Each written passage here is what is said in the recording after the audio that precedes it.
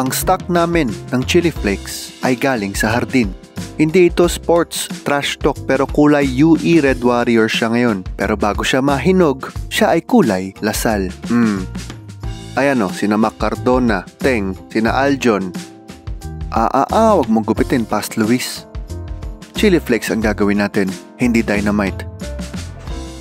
Give it time at nagiging ganito. John Frusciante, Anthony Kiedis, Flea at Chad Smith. Give it away, give it away, give it away now. Give it away, give it away, give it away now. Give it away, give it away, give it away now. You can give it away now. Pero pwede mo rin sarilihin at gawing chili flakes. Kung paano ay wala nang mas dadali pa. Tadtarin mo lang. Sa kahit anong proseso talaga, mas madali kapag pinipira-piraso, parang pagbabayad ng utang. Patuyuin, pwede sa araw pero mas gusto ko sa dehydrator. Mas mabilis at mas ligtas mula sa mga pusa. Katunayan, niligtas mo rin ang mga bibig nila. Mapapamiyaw sa anghang ang mga yon. Kaya dehydrator talaga ang preferred method ko. Paanda rin hanggang maging crispy, kasing lutong ng bagong withdraw na pera. Crispy na.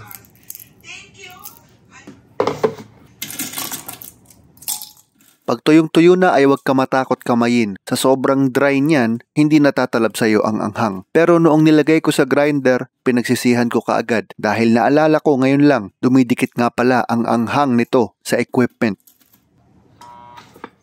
Pero ang good news, sira na pala ang grinder na to. Sira na.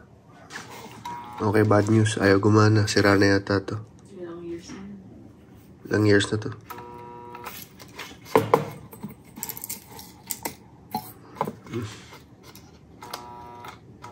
Wala na.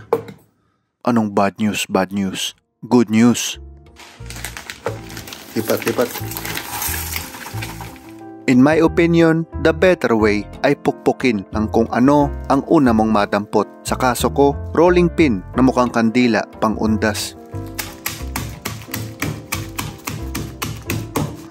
Sakto yung napurot kong jar, oh. May lumang label na.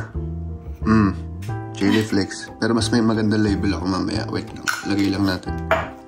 Oh, ilipat na sa kanyang huling hantungan. Ang liit na nga ng container ko, mukhang kakarampot pa rin ang aking na-produce. Pero maniwala ka man o hindi, baka pang 1 year na namin yan. Mag-print ng label sa ating printer na mukhang pusa. Print po ako sa aming resibo machine. Mahirap punitin.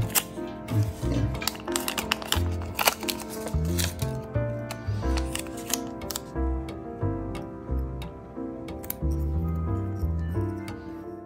Red Hot Chili Peppers. Totoo naman, di ba? Ay siya, tapos.